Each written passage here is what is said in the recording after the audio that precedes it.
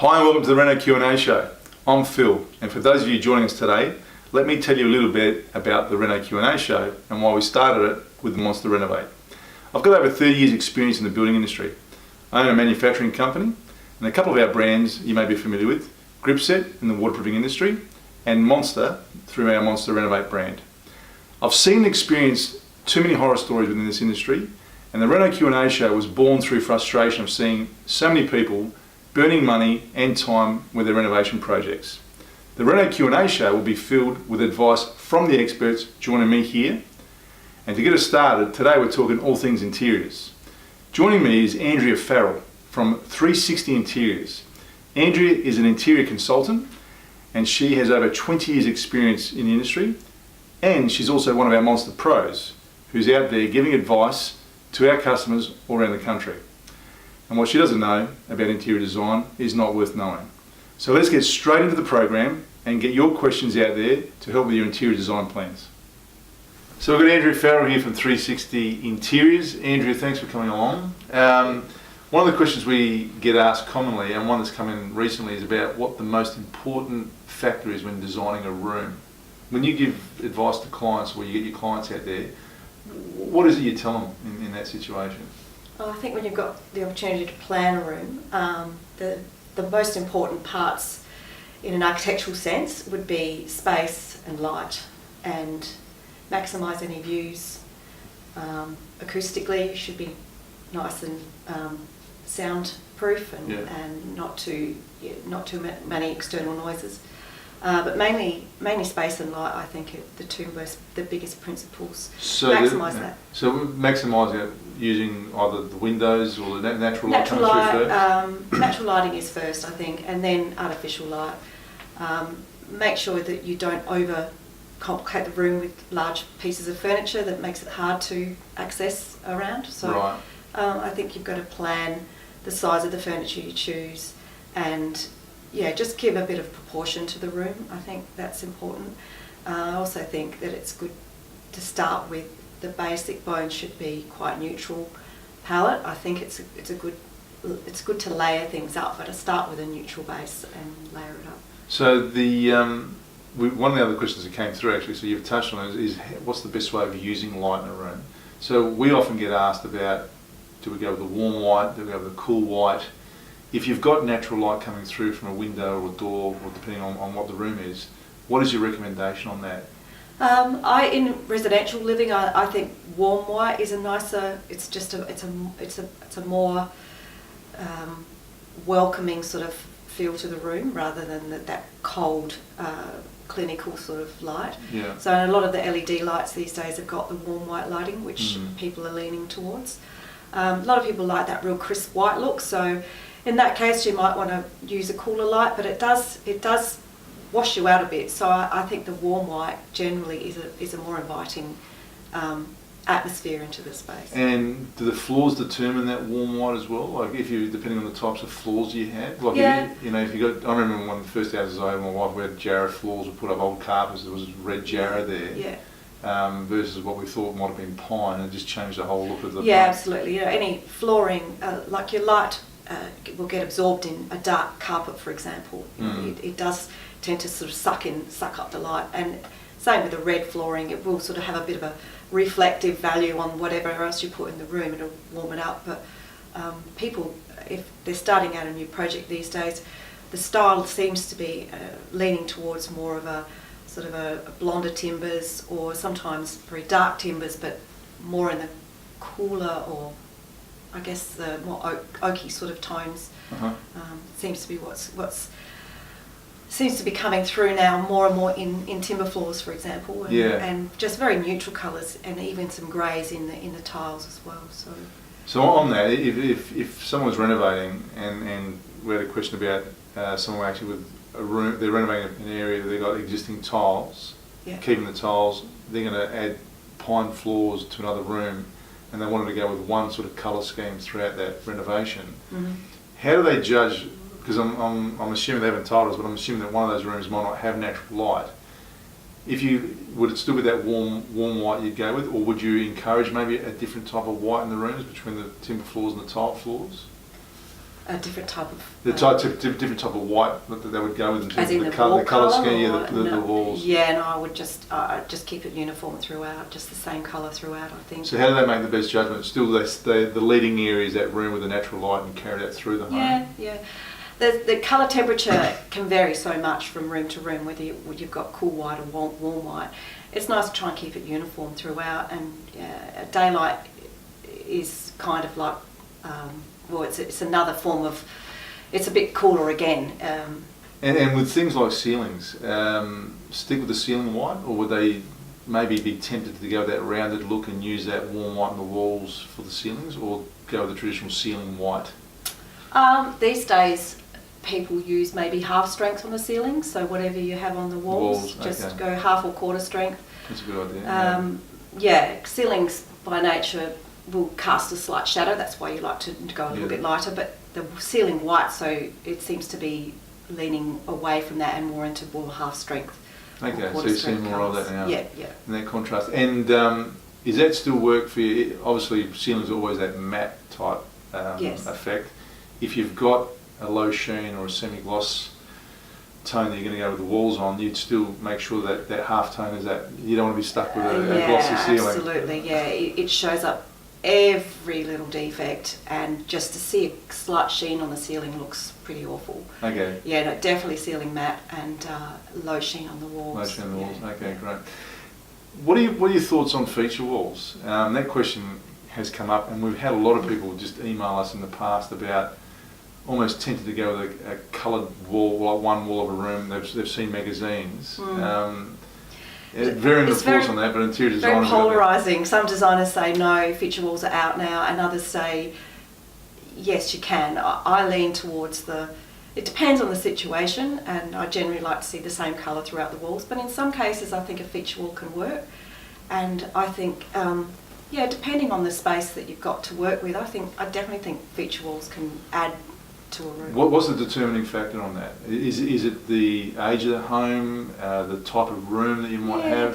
There's a lot of things. I mean, a lot of people like that that minimal look of the same throughout, but a lot of people are doing feature walls now, even with the new VJ walling, which is really on trend at the moment, and they might paint that up a feature colour, so they're giving a slight texture to the wall as well as a colour difference, and that can really add some personality to a room. And I don't really have a problem with feature walls, even though they have kind of gone out of fashion, so to speak, but I still think that in some cases it can really add to a room. Do you again, do you determine if it's a feature wall with just a colour, or, as you mentioned, texture, which I'm getting a few thoughts, visions in my head there, but is that also determined on the type of floor that you've got? Like, if timber has got a bit of a renaissance coming through, we're seeing that now, a lot of architects, it's natural, etc., are going with it, and designers are pushing that way. And if you are renovating, sometimes you just don't cover a nice timber floor under the old carpets or vinyl. Yeah. If you are wanting to look at that feature wall, what would be the maybe one of the two key things to take note of before you decide to go with a feature wall with a timber flooring? Well, try not to overdo it. I think keep your interest to one or two aspects in the room, like maybe have a very plain floor, then you can maybe create a feature wall just to sort of highlight some things. You might want to put a nice piece of furniture in front of it and just really accent that part of the room. But yeah, I think just go simple throughout. You could do it with a timber floor. I don't see that being a problem. That timber floor has its own feature to it, and I think it's such a natural product. I think it could still go with a feature wall. It really depends on the space in the room, and I think a larger room can normally take a feature wall more than a smaller room. Yeah, I suppose the risk is if it ages, then you're stuck with having to change the wall. Paint colour's not too much to change.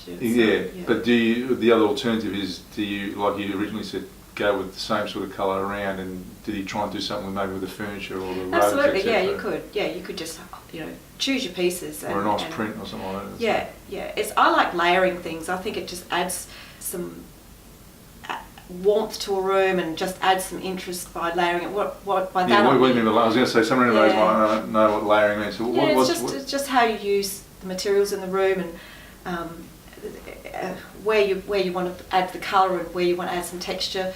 I like to use texture, especially in a neutral room. I like to layer it up with textures, like maybe window treatments, sheer curtains, or sofas that have got a bit of texture in them, a few materials, just to give it a bit more warmth. And even a feature wall can layer up the room. You know, maybe some accent colours as well. So it's good. That's why I like to start with a neutral blank canvas, like a neutral floor or neutral walls, and then just layer it up. And that question came up about curtains versus blinds. When does someone know which one they should go with? That's a $60,000 question. Like, it is a personal taste, number one, and number two, it's practicality. Like, you've got to be practical about how you want to, use your windows, and whether you need block-out blinds or you need block-out curtains, or some people hate curtains. Kids in the house obviously would have a play in that. If you've got little kids, I remember we had little ones holding onto the curtains and mucky hands, whereas with blinds you can put it up. For sure. It does depend on the family situation, of course, and some people just have got a thing about curtains. They don't like them, or they do like them. It's quite polarising. I was going to say, if you got any views, sometimes it's nice just to keep that window quite bare, and maybe with a roller blind, just so you can maximise the views and treat that as a bit of a feature. Then the living areas, I always think that living areas really the ones you'd want blinds, and maybe things like bedrooms where curtains might come into play, or rooms that aren't always where you're looking out or not losing that natural light. Is that? Curtains will give you more block out. They'll cover more of the window, and they do give that 100% block out too. But whereas blinds will always get a bit of light bleeding through. Again, it does depend on the style of house, your personal taste, whether your contemporary look, or you want something traditional, or even shutters from the plantation shutters have made a huge comeback, and a lot of people love them and they look great. You've got choices, and that's the hard part, making that decision. Going with a company, or even a designer like myself, to help you guide through those things, or even just a company that deals with window treatments and furnishings. It's good to get advice, but sometimes it's just down to what you like and don't. Yeah, what you like. Yeah. This question has come up, we've just had it recently, and it comes up frequently. It's about, I'm renovating and building, when's the best stage to start planning the interior design? Now, a lot of renovators, we know, just dive headfirst in, start pulling up things, buy the paint, and then realise they should have done this, or they're backpedaling and they end up with a cluttered room or cluttered renovation. What's your advice when it comes to the interior design part? Because a lot of people focus on the structural element and forget they've got that vision in their head what they want to make it look like, but they're not planning for that during the reno stage. I think planning is the key. It's all about planning, and even creating a bit of a program or a schedule of how you're going to undertake it, and include interiors into it, because it does have an impact on how you use the room. I mean, you use the room, the interior of the house, and yet people spend the money on the exterior. But I just think planning is a big thing, and it's a holistic thing. You want to be able to plan the room so that you don't buy the incorrect furniture, so that you can have the furniture when you finish the job too, right? Because a lot of furniture you're waiting for. They're making, so there's a lead time involved. So definitely write down lists. I'm a big believer in lists. Yeah. So and plan it and program it and lock it in along with your renovations or your extensions, and keep a little bit of a budget for it too, because that's. And how much of that budget buffer would you have on the interior design part? It's hard to tell. Because people try and keep a fine line on the budget, and they just blow it out. It blows out. And that's really where you want to have that buffer to spend on the. I'd like to say 20%, but maybe 10%. Okay. Now, you are one of our Monsta Pros, and you're talking to clients out there. How far out would you tell them though? So someone is going to book a time with you next week, and they're a year out from their plan. Is that too early to start thinking about the interior design part, and what should they be doing in that preparation? Definitely use the apps like Pinterest, House, get an idea of what you like and what you don't like. Start Create with a scrapbook new or pin something like board, that. like Yeah, a new pin board. Pinterest board or scrapbook. Tear sheets from magazines. Like get an idea of what you like and don't like, and then maybe you've got some tools then to work with, and then if you want to engage an interior designer to help you along the way, then so be it. If not, just use that as a bit of a starting point, and then do your research. Find out where these places are. That look for the furniture you want to use, and even things like your kitchen finishes and. So those Monsta Pro sessions with you, they could load those looks up, and then when you're talking to them, you've actually got an idea of what they're looking for and what they're trying to build, and save time on that. I can definitely help with, personally with sourcing items like furniture and lighting and stuff that they may not have access to, or they may not know of certain suppliers, but I've got a whole list of suppliers that I can access that designers can generally, have got that information, and that's the beauty about using an interior designer. You get a lot more options. Yeah, and you probably stay on budget and make sure you get the look that you want. Well, yeah, that too. I'd like to say so. Yeah, in an ideal world. Yeah. You mentioned lights, and we've got a question about lights. Like, what is the best way of using, like LED? Now you mentioned you can go with the warm LED lights, but how do people work with lights these days? Where do they position them?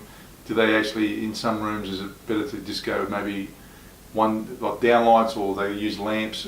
How do you make that suggestion to people with lighting? Because it's so really important during the build to get your lighting plan right. And I've seen situations where they've overlooked some areas because budget sort of means that they've got to cut back on areas, so they've maybe just put, in one case, one central light in a fan light in a bedroom, and it's just not enough. So I think in this, during your planning stage and your construction stage, really look at lighting in all your rooms, and I prefer down lighting to start with for your general lighting, and then just your accent lighting with your lamps or your pendants and but generally get your general lighting, your LED lights, your down lights installed, and make sure you cover the room with. And so when you say cover, you want to make sure that your lights are giving you a good spread. Absolutely. Because that fan, I can remember that was a mistake I made in our first house. We had that bedroom exactly that with a fan.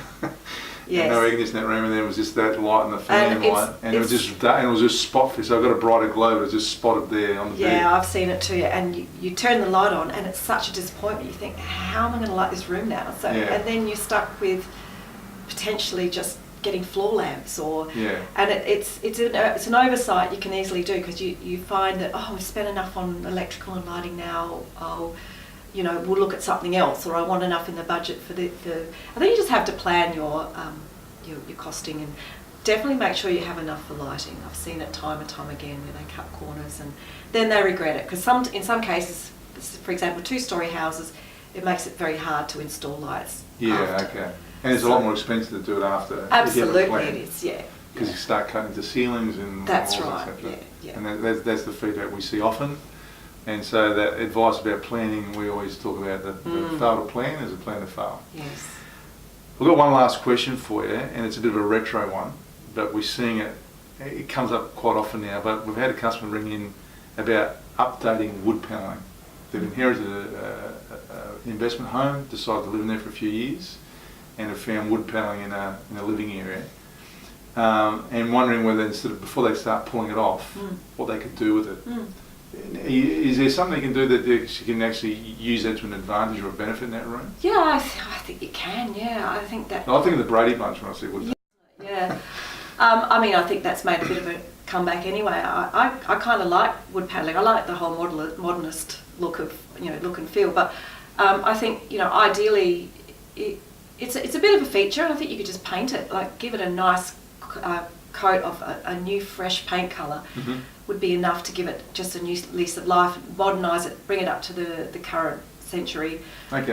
Just a really nice accent colour, or even just a plain white, like just to. If they wanted to keep the wood look or that wood appearance, that grainy feel. Yeah, you could do a lime wash.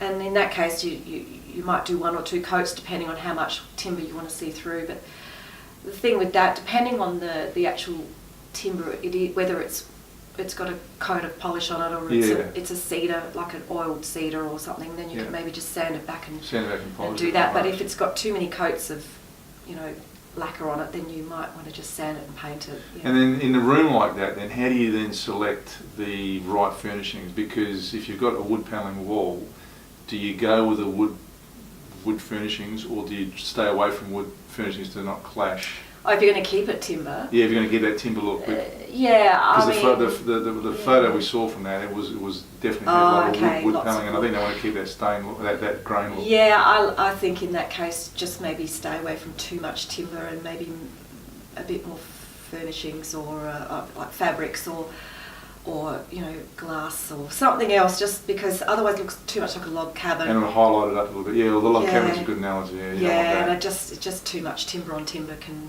It's a bit like double denim. Yeah, it's a no-go. Yeah. I like that one. In terms of the flooring, then with wood panelling, is that an opportunity to go with carpets, with vinyls, with tiles? Or depending on budget. If you've got an existing house, and it depends if you want to live in it or you want to rent it out. I would, if you've got the time. If you really want to keep the wood panelling, maybe go tiles on the floor just to sort of break that whole, that whole wood look up, break it up a bit. But or else cheaper option is carpet. Or carpet can be hard to maintain these days, and it doesn't have especially in a living area. I tend to like hard finishes in a living area and just some loose rugs just to warm it up. But yeah. Makes good sense. Well, you heard it from our expert interior designer Andrea Farrell. So look, if you guys want a pro session with Andrea, she's available. Lots of experience as you heard today, and ready to give you some advice and guidance. And remember that key point that she raised about the planning phase. So even if you are months out in advance of your renovation, that's the time to start talking interior design. Andrea, thanks for joining me. Thank you. We'll see you again. Thanks.